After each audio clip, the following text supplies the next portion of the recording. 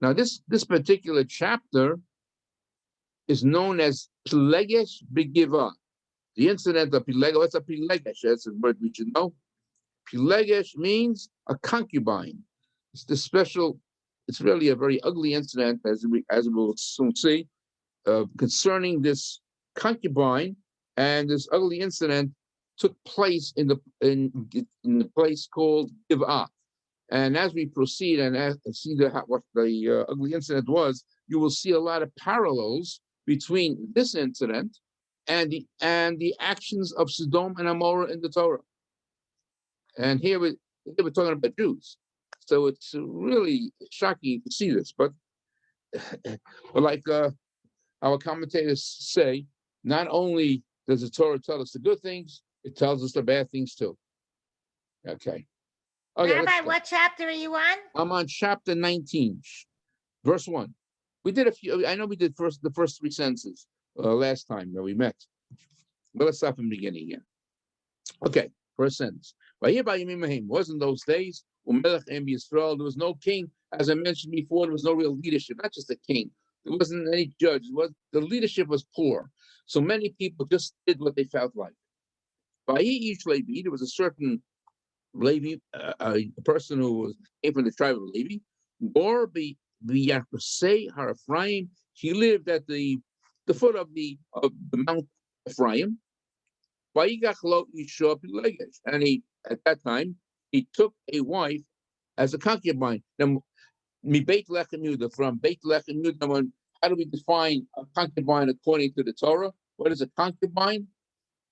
In the time of those times, it was permitted. It means, anybody know? Okay, a concubine was a person who had no ketubah, no written document, and no chuppah. So it's just they agreed that they would live together. Okay. So in other words, she didn't have too many rights. So even if they separated, divorced, she did not need a get. Okay. Today we don't practice that, but that was done in those days. Okay. But tiznach olo pilach show. For some reason, concubine deserted him, maybe whatever it was, he had a fight, and she telech me. So she left him. She left him. Basically, returned to her father's house. Beis Lechem Yehuda, to Beis Lechem of Yehuda. But you know, Beit Lechem, Bethlehem. Beis Lechem Yehuda was also the famous city that Naomi came from. You remember in the book of Ruth. Okay. But he shom and she stayed there for 4 months with her father at her father's house. After that time, Vayokam Isha. So her husband got up. Maybe he felt a little badly that she left him. Maybe he wants to make amends. Vayelech Acharan. He went together. He must have known where she lived. But to speak to her and to try to console her. Lahashivo to bring her back, and he didn't go alone to bring back his concubine.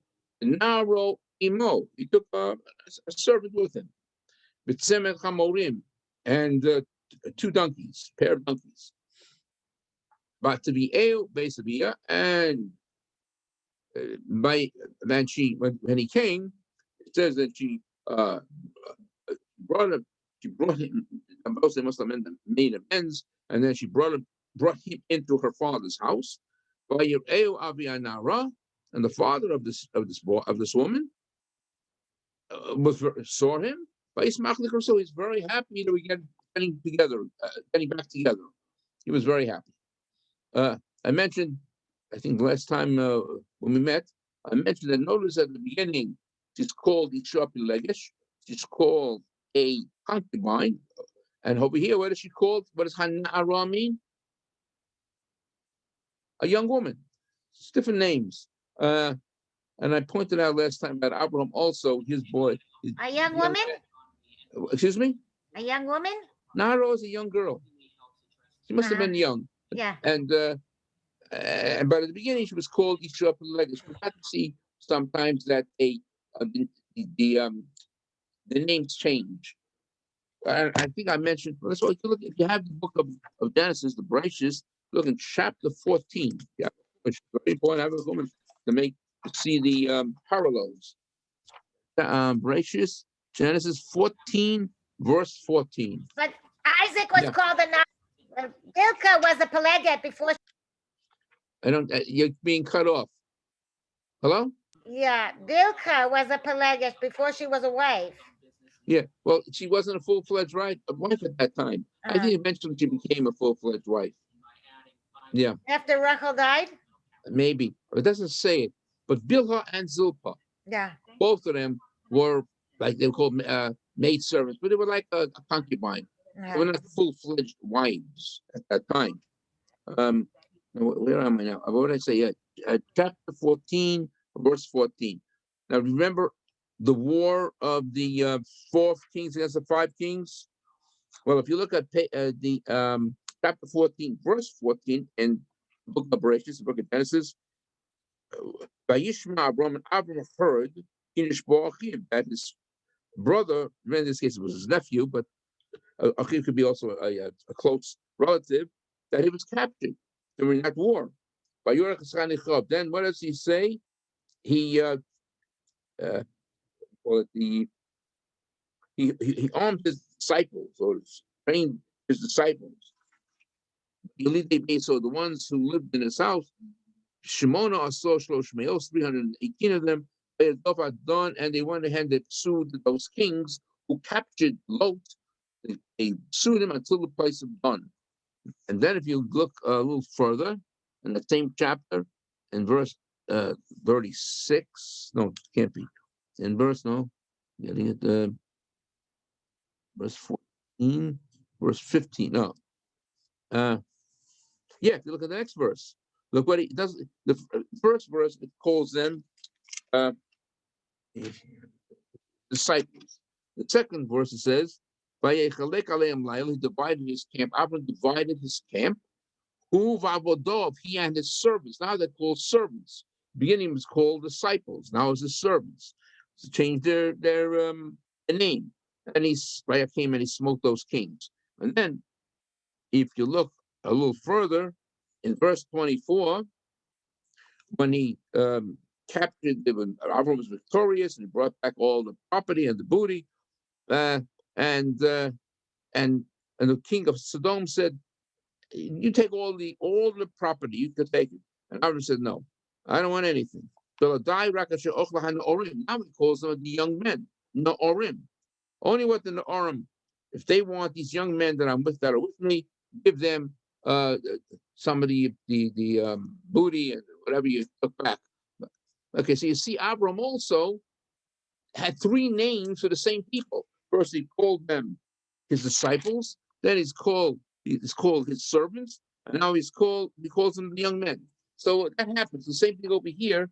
We see originally she's called a concubine of Giva. Concubine should say just concubine, and now she's called the young girl. Okay, back to chapter 19. But Rabbi, are the terms interchangeable, or do they connote a different sense? This is a common in the Tanakh where the same person can be called 3 different ways, 2 different ways. That's all. We find it by Abraham's servants. We find it over here. She's a Pelegish in one place. Most of the time she's called a concubine, and now she's called a young girl. But she's the same person. That's common. We even find Yehoshua. Yehoshua was really the greatest disciple of Moshe Rabbeinu. Would it be because he's called a Nar, young man? Yeah. Excuse me? Okay. The verse 4. Okay. So like I said, her father was very happy to see him. And his father-in-law took hold of him. He stayed with him for 3 days. They got together, they ate, they drank, they lodged there. So, they were getting together, very happy so far. That's verse 5. And it was on the 4th day. By Shkima Boka, they got up early in the morning. Now the guy wants to take his concubine away, wants to go home. By Yomer Abi Hanaro El Chasono. And the father of this young girl said to his son-in-law, okay, So odd libcha, if she eat some bread now. First have a breakfast, whatever he had. First, have a nice meal, then he could go. So the father-in-law was being very kind, very hospitable, and he wants him to stay, at least for breakfast. Vayeshavu, vayochlu, shneim yachdav. They ate, they sat, and they ate, both of them, together. Vayeshtu, and they drank. Okay. Vayomar Avianara and the father of this young girl, this concubine, said to the man, you don't want him to leave. He wants to sit here, stay another time. Okay. But no, so the man wanted to go. But his father-in-law begged him. Okay, so he acquiesced to the will of his father-in-law. I'm sorry, instead of going away, leaving him, he came back and he stayed with him for another day. He lodged in his house for another night. But I don't understand. He was there 4 days and he wanted to leave, and then his father-in-law tells him to stay again. Yeah, he wants to. He said he convinced him. Oh, come on, stay another day. He had a nice breakfast. Stay another day. He didn't want him to go. Why did he come? Why did who come? The guy. Because he wanted to get back his concubine. Remember, she was upset. She left him, went back to her father's house. So why is he leaving now without her? No, he wants to go with her. But the father-in-law is saying, no, stay another night. The son. The father-in-law. Yeah, the father-in-law says to his son-in-law and his daughter, stay another night. I thought he was leaving his wife. What? I didn't hear what you said. How do you know they went together? I thought he was going home alone. No, he meant he was going to take his concubine with him. No, he said, I wanted to leave. He meant with his concubine. How do you know he wanted to take her with him? Well, you'll soon see. That was the plan. He came back together. I was going to leave her again. That's why I asked you. That's why I asked you. And the father of the concubine, just stay another night, stay another day. And he acquiesced. Says, okay, I'll stay another day. Verse 8. The 5th day. So now 4 days he stayed. Now the 5th day came.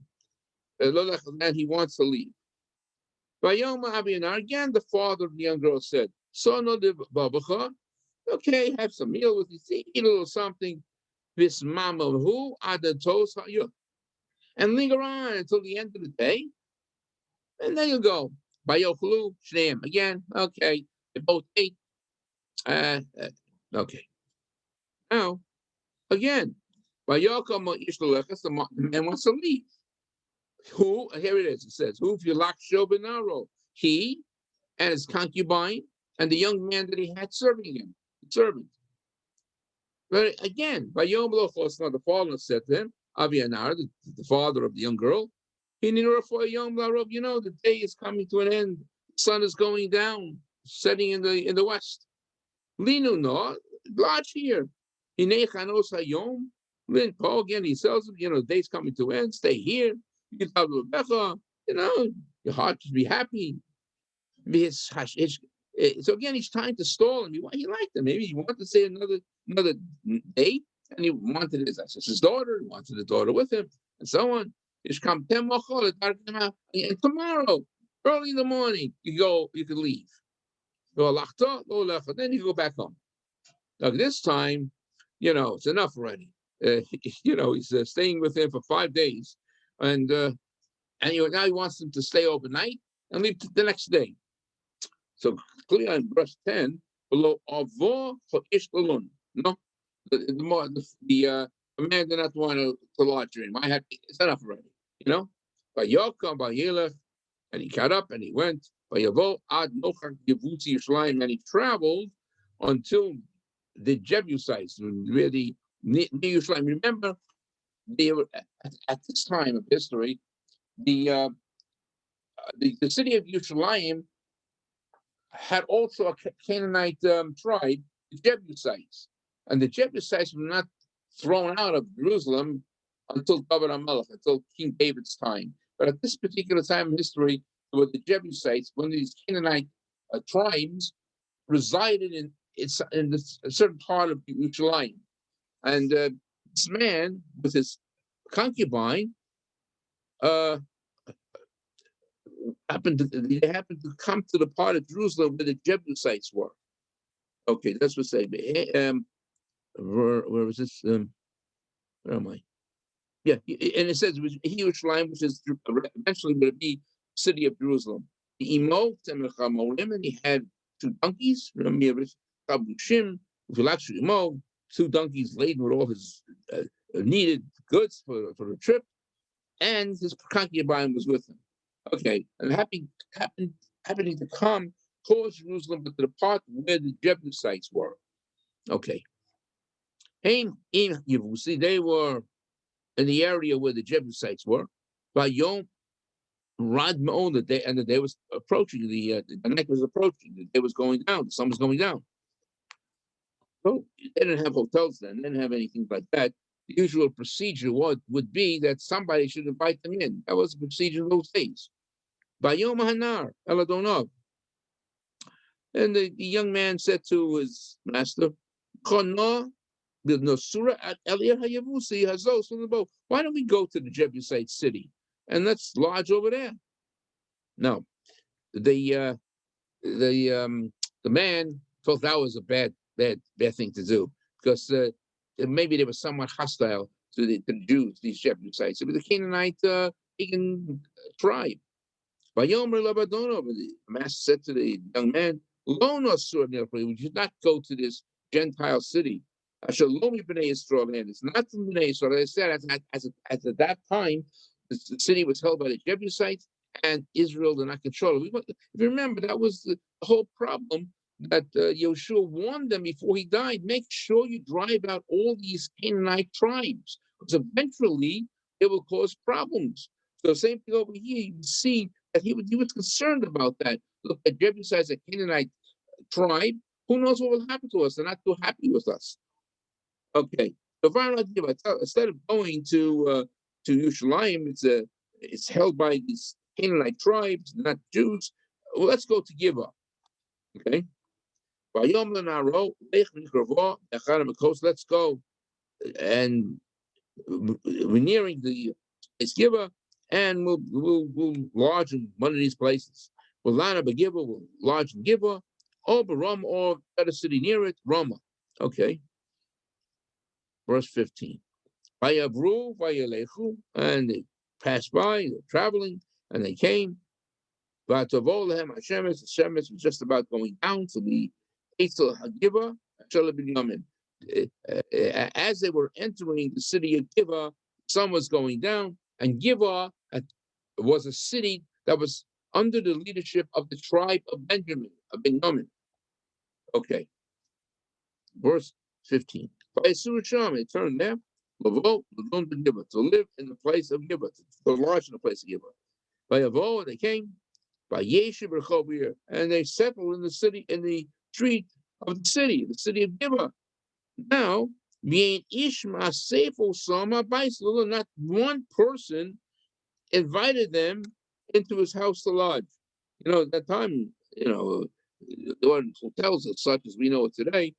If a stranger came to a city and you see him outside on the street or something, somebody would go ahead and invite him in to their house. That would be the normal procedure. Okay, verse 16, and it happened that way. There was an elderly man. Now, Zokain, besides being elderly, what else could it mean? You always break up the words of Cain. And our sages say Zokain can be broken up. Zekana, this person acquired, and have to fill in the next word, Achma, wisdom. That whenever you see the words of Cain, it means somebody who has acquired some wisdom. So there was one individual, he would happen to go coming home from his work, from the field, by Arab in evening, Ephraim, and he originated from the Mount Ephraim. who Gor, and he lived in the city of Gibeah. As we said before, the people of the city were the children of the tribe of Benjamin. So this city of Gibeah was within the inheritance of the tribe of Benjamin. Okay. And this Zaken, this elderly man, raised his eyes. And he saw this guest in the city streets. Okay, he was a good fellow. He saw this a stranger, somebody strange in the city in the street of the city. Vayomer Ish Hazoken.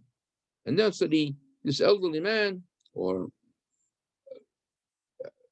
said to him, On Atelech, where are you going? And from where did you come? What's going on? Why are you here? You're in the street. It's not very nice. Okay. Vayomer Elab, and he said to him, Ovrim Anachnu mi Beis Lechem Yehuda. We have traveled from Beit Lechem Yehuda ad Sehar Ephraim until the bottom of the Mount Ephraim. That's where I originate. We came from that particular city near the bottom of Mount Ephraim, which is located. That's where I'm from. But Beis Lechem Yehuda, and I was going, and I happened to go to Beis Lechem Yehuda. Beis Hashem Ani Olech, and I'm going towards the house of Hashem. I suppose he must mean the Shiloh. I'm not sure what he means by that. Okay. The most important part is that nobody is taking us into his house. We're lodging here in the city streets. Okay. So that was, and so Cain is soon going to be very hospitable. Oh, he goes further before he invites him in. We got Kevin, we got Mitzpor, look, I don't need anything. I have straw and I have animal fodder for our donkeys. I have bread, wine. It means he has enough to sustain himself. I have enough food for my donkey and for myself and for my young man and for the girl that's with me. I don't need anything. All I need is lodging. That's all he needs. Okay. Who was? Let's see. This is a good question. Who said the same words? I have also animal food. I have fodder for your camels. Who mentioned that? It's very similar language. Who said that? It was Rivka. Rivka, when he came to the well, when he came to the well. Okay. Yeah. Remember Yaakov? So let me just see. Nothing was before that.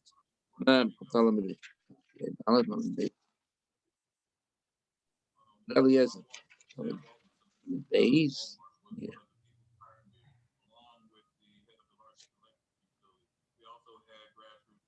Oh yeah. Remember, Eliezer was sent to get a wife for Yitzchak. Correct. Okay. And Rivka was very nice with Eliezer. She gave water to his camels and so on. Then she went back and she told her family all about it, especially her brother Laban. What does Laban do? He goes out to see him because he saw the jewelry or something. Yeah. Eliezer gave her that. Yes, Laban saw what Eliezer gave Rivka, and so it says in chapter 24, verse 32. So he invited the man in. Laban invites Eliezer for some lodging, and the man came into the house. He undid the what do you call it?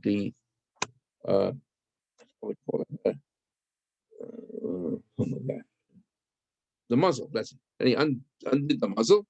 By Tevin umispor, same words.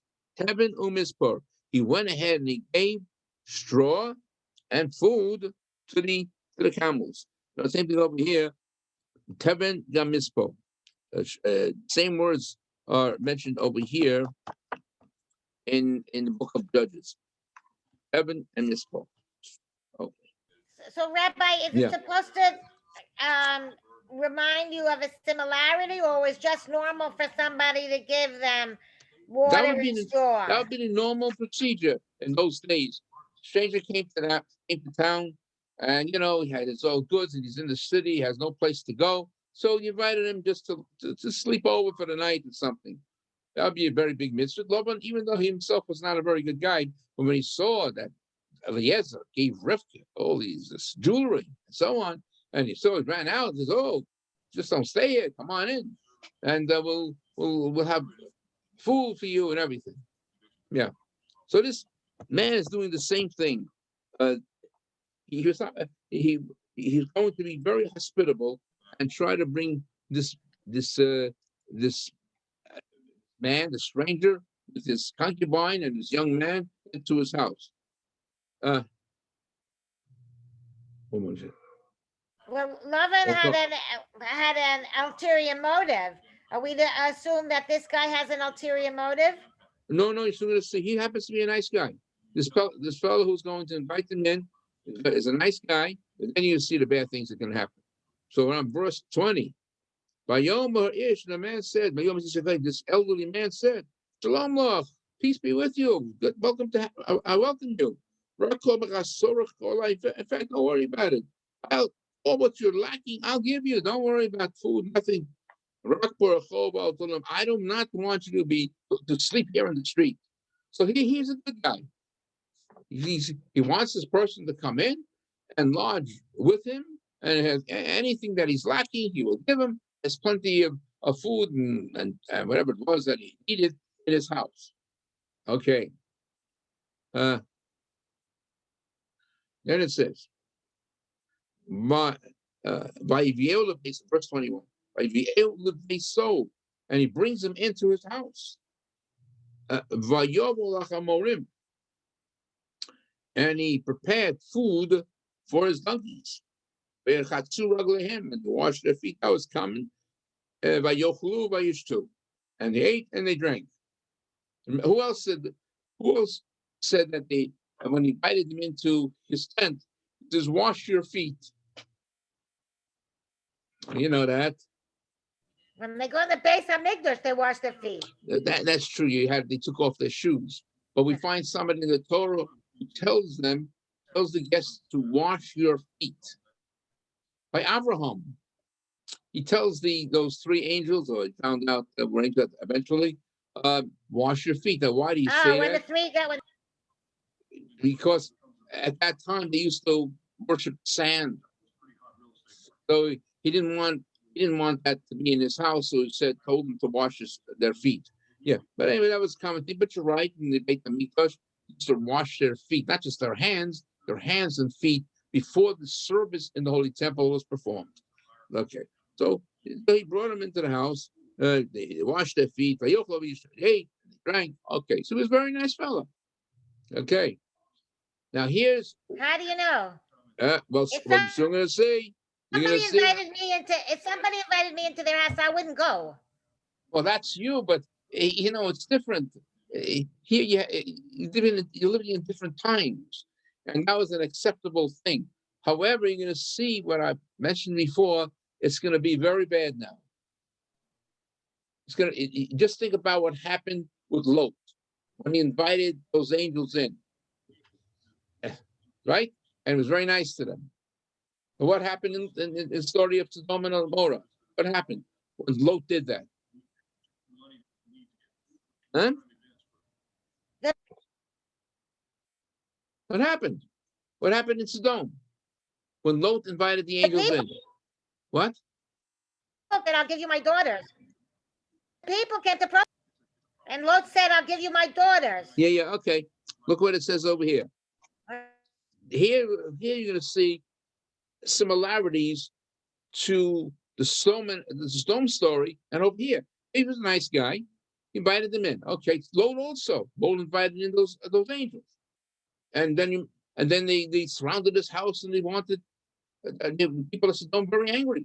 They don't like somebody doing such a good thing like that. And the same thing over here. Look at this. Look what it says. Verse 22. Hema metivim esli. They were all very happy. This the man, and the concubine, and the young man, and the elderly gentleman. But look what happens. The people of the city, these no goodness. Asabu as the bias, they surrounded the house. Miss Dappa came out, they banged on the door. Bayomru, if you said to the man, Baal Habayis is again the elderly gentleman, they more saying, bring out that man, that came to your house. We want to know him. What do you mean, Adam, when they say we want to know him? What does that mean? It doesn't mean they want to know him. What does it mean? They want to have relations with him. Yeah.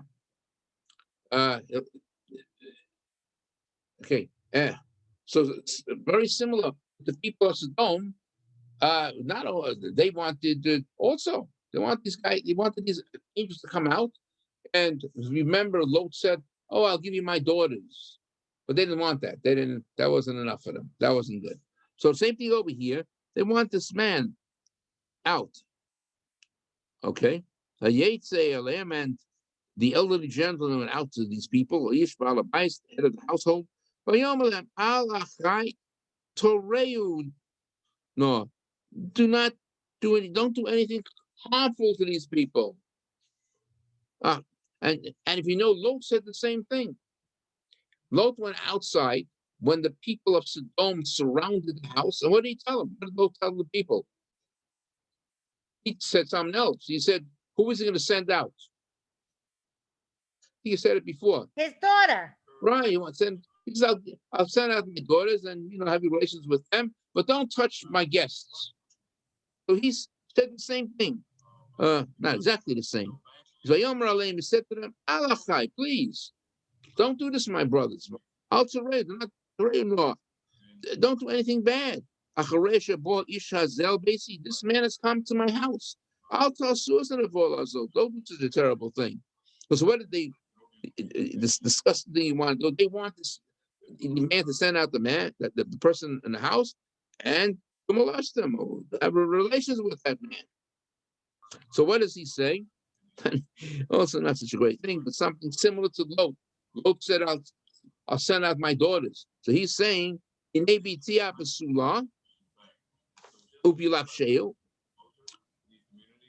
have a virgin daughter, and he has his concubine. I'll send them out. I know some, you could have relations with them. Do whatever you want to them. But Lot said, don't do any disgusting thing with this man. Interesting. He's willing to send out the mate, what do you call it, the concubine, or his own daughter. Something similar to Lot. Lot wanted to send out his daughters too. And of course, just like the city of Lot, the people, the inhabitants of Sodom, they don't want to hear from that.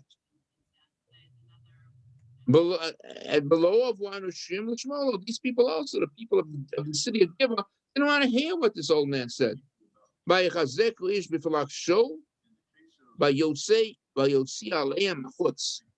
what happened? The man took this his concubine, and he brought this concubine out to them. Okay, it was a terrible thing what they did. So that's what they do. Saw by Yis Alaluva the whole night. Unfortunately, they went ahead and they molested this poor girl. Who knows how many men had relations with her? Until the morning. And finally let it go when the morning star came up. Early in the morning, they let it go. She was in a terrible condition, very weakened and terrible. Okay, verse 26. For Isha, and towards the morning, this woman came back, this concubine. Batipol Pesach base Isha or just fell down. She came back to that house and fell down in front of the door of where her husband, whatever call him, her master was staying. And she like fell down there in front of the door until the light of the sun came up. Okay, horrible. Verse 27. And her master got up in the morning, meaning the man who was not married to her, but the one who she was living with. By Yiftach doubts the bites when he opened the doors of the house. By Yitzil Lechos the dark, he wanted to leave. Show no fellas. He saw his concubine had fallen down. Esach Habayis right in front of the door. And her hand was on the threshold. Okay. Vayomer said to her, you know what happened exactly? Kumi benelecha. He says, come on, let's get up, let's leave this place. No answer. She was dead. No answer at all. So what he did was he saw that she was molested to a certain degree where she died. He took her on the donkey. The man got up and he left. He left that city. Okay, but this is a terrible. What he does now, it's also not too appetizing. So he goes to his house, and he takes a knife. Oh boy! Oh my God! Oh, and he's going to. Oh my God! I told you, it's not a very appetizing thing. Oh, really? Why did Would we you have to read believe this? that? You want me to skip it? But anyway, just this one sentence. You don't have to listen. Would you believe this? We're talking about a Jewish man, and he took hold of his concubine and he cut her up into pieces. That's a man. The shame also, but you see what he does with these 12 pieces. Why? Because he's going to send each piece to each tribe. I must have sent it also with a letter throughout every tribe of Israel. Oh, I mean, you can imagine, like you said, that's what every tribe, when they got to that, they were shocked.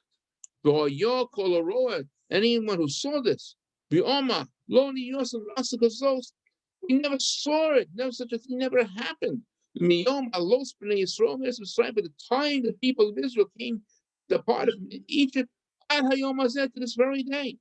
Let's pay attention to this. Let's gather together. Let's go ahead and join together, take counsel, and find out what we should do, what's going on, all the details of this.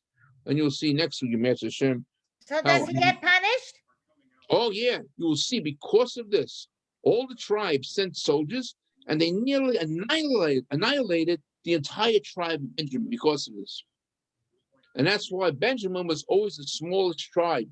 When later on you see in the book of Samuel, when Saul was appointed to be the king, he says, why do you want me to be the king? I'm a humble man, and I come from the smallest tribe of Israel.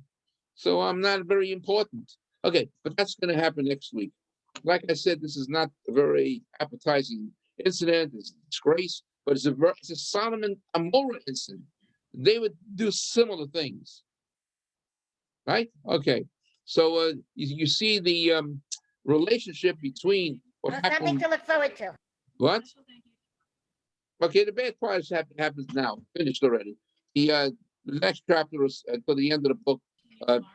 This deals with the unfortunate gathering of all the tribes together, the soldiers, and eventually nearly annihilated the book of Benjamin, tribe of Benjamin, because of this outrageous, disgusting incident that just occurred in this particular chapter.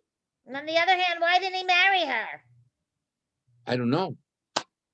So he wasn't nice to begin at that with. Point, no, he didn't.